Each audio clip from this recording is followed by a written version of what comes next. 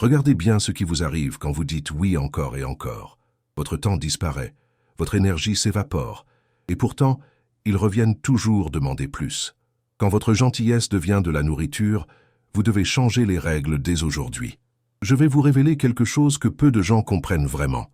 Il existe des individus qui ont appris à identifier les personnes généreuses et empathiques, non pas pour les apprécier, mais pour s'en nourrir. Ces personnes ne sont pas nécessairement des manipulateurs conscients ou des narcissiques pervers. Souvent, elles ont simplement développé des habitudes relationnelles qui leur permettent d'obtenir ce qu'elles veulent en exploitant la bienveillance naturelle des autres. Dale Carnegie nous a enseigné l'importance de comprendre les motivations humaines. Dans son travail, il insistait sur le fait que nous devons reconnaître les schémas comportementaux sans pour autant diaboliser les personnes. Cette approche reste d'une pertinence cruciale aujourd'hui. Nous ne cherchons pas à créer de la méfiance généralisée ou à transformer les empathes en personnes dures et fermées. L'objectif est bien différent. Développer une intelligence relationnelle qui permet de maintenir sa générosité tout en se protégeant des abus. L'empathie est une force magnifique qui enrichit notre monde.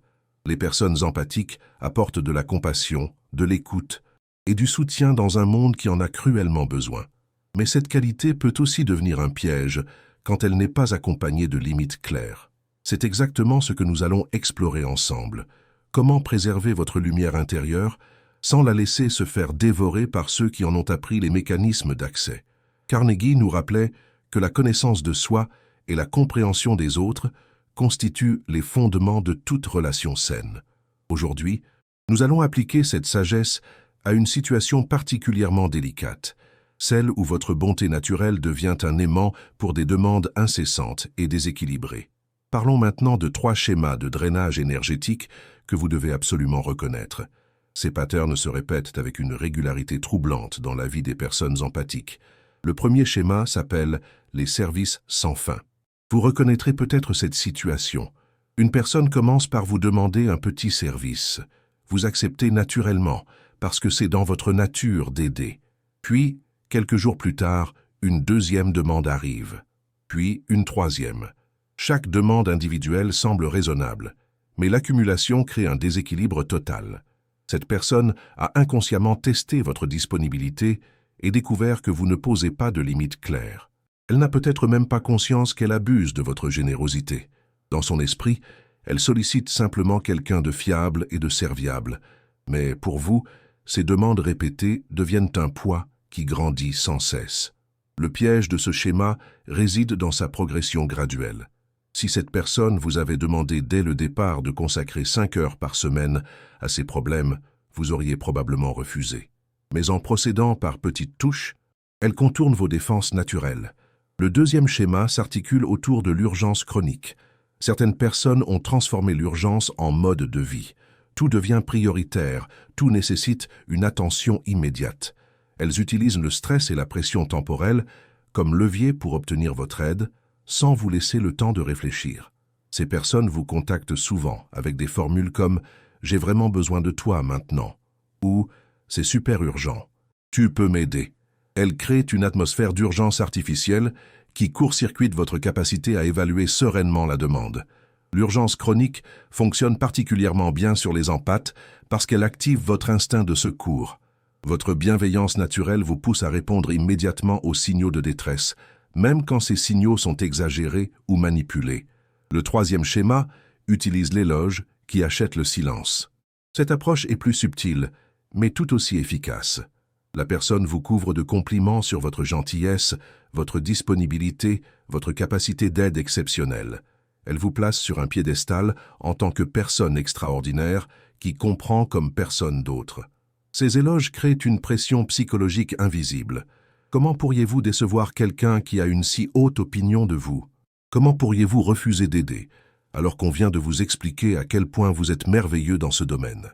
Cette stratégie transforme votre empathie en obligation morale. La personne ne vous demande pas directement de l'aide. Elle vous met dans une position où refuser semblerait contradictoire avec l'image positive qu'elle vient de renvoyer de vous. Ces 3 schémas peuvent se combiner et se superposer, créant des situations relationnelles particulièrement complexes à dénouer. Une même personne peut utiliser l'urgence chronique, vous demander des services sans fin, et emballez le tout dans des compliments qui rendent difficile toute forme de recul critique. Maintenant que vous connaissez ces schémas, je vais vous donner un outil concret pour évaluer vos relations. Le test de réciprocité sur 48 heures. Cet outil simple mais révélateur vous permettra de distinguer les relations équilibrées des relations parasites. Voici comment procéder. Choisissez une personne qui sollicite régulièrement votre aide ou votre attention. Au lieu de répondre immédiatement à sa prochaine demande, formulez vous-même une petite demande, quelque chose de simple et raisonnable. Emprunter un livre, obtenir une information, recevoir un conseil dans son domaine de compétence. L'objectif n'est pas de créer un conflit ou de piéger qui que ce soit. Il s'agit simplement d'observer la réaction et de mesurer la réciprocité naturelle de la relation. Une personne qui entretient une relation équilibrée répondra naturellement à votre demande. Elle pourra éventuellement expliquer pourquoi elle ne peut pas vous aider immédiatement, mais elle manifestera une volonté genuine de réciprocité. Une personne qui vous utilise comme ressource montrera des signes révélateurs. Elle pourra sembler surprise par votre demande, comme si l'idée que vous puissiez avoir des besoins ne lui était jamais venue à l'esprit. Elle trouvera des excuses pour ne pas répondre, ou alors elle répondra de manière minimale et réticente. Observez aussi la rapidité de sa réponse comparée à la vitesse qu'elle exige habituellement de votre part. Si elle prend 3 jours pour répondre à votre demande, alors qu'elle attend généralement une réponse immédiate de votre part, le déséquilibre devient évident. Ce test révèle également les différences de priorité.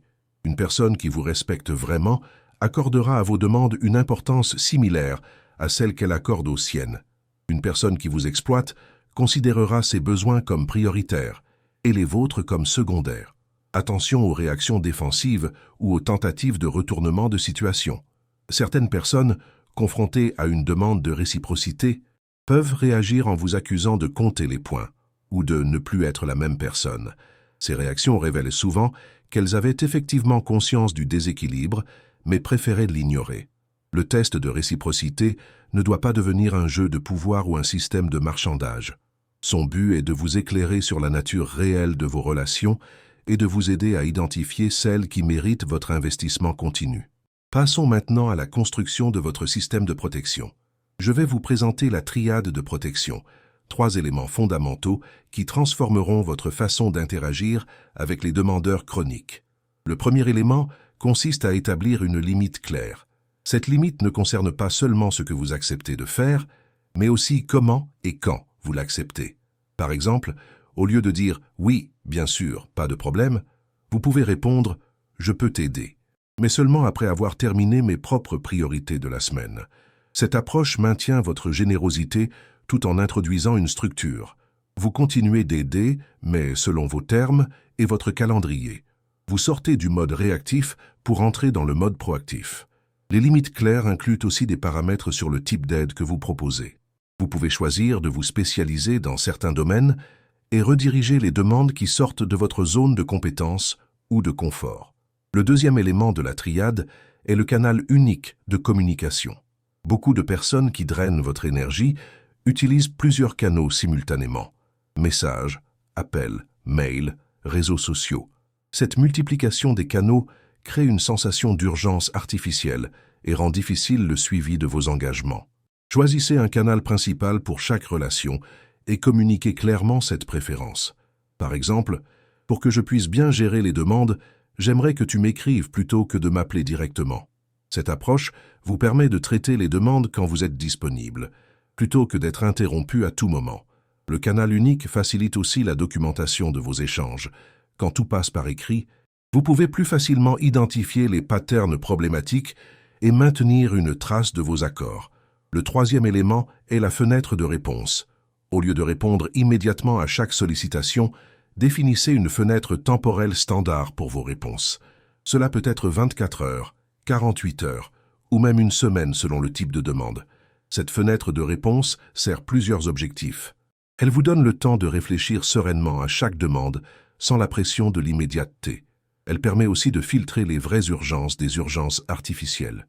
Une personne confrontée à une vraie urgence trouvera d'autres solutions en attendant votre réponse.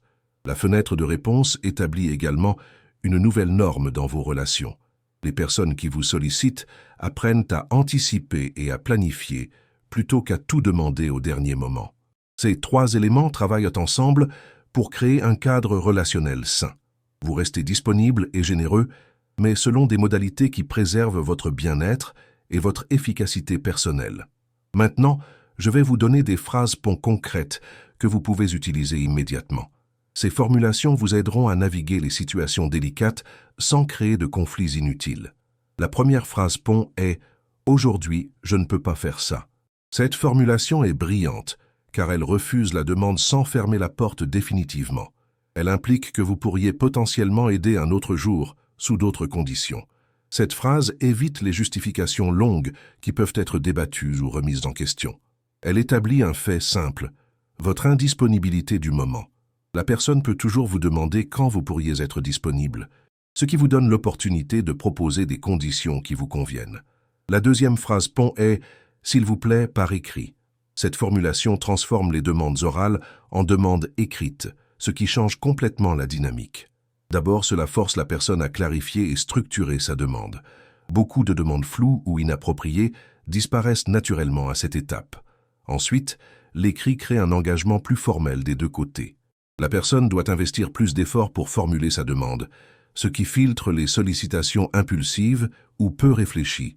La troisième phrase pont est « Je répondrai d'ici demain ». Cette formulation vous donne le contrôle du timing tout en rassurant la personne sur votre intention de répondre. Elle élimine la pression de l'immédiateté sans créer d'anxiété sur un possible oubli.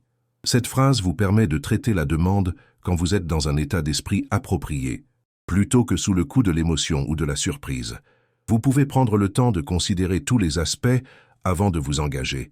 Ces phrases ponts peuvent être adaptées selon votre style de communication et le contexte de vos relations. L'important est de maintenir une cohérence dans leur utilisation pour que les personnes autour de vous s'habituent à ces nouvelles modalités d'interaction. Vous pouvez aussi combiner ces phrases selon les situations. Par exemple, « Aujourd'hui, je ne peux pas faire ça, mais si tu m'envoies les détails par écrit, je répondrai d'ici demain sur ma disponibilité pour la semaine prochaine. » L'efficacité de ces phrases réside dans leur simplicité et leur bienveillance. Elles établissent des limites sans agression ni hostilité. Elles préservent la relation tout en modifiant ses termes pour les rendre plus équilibrés. Passons maintenant à votre plan d'action sur 7 jours.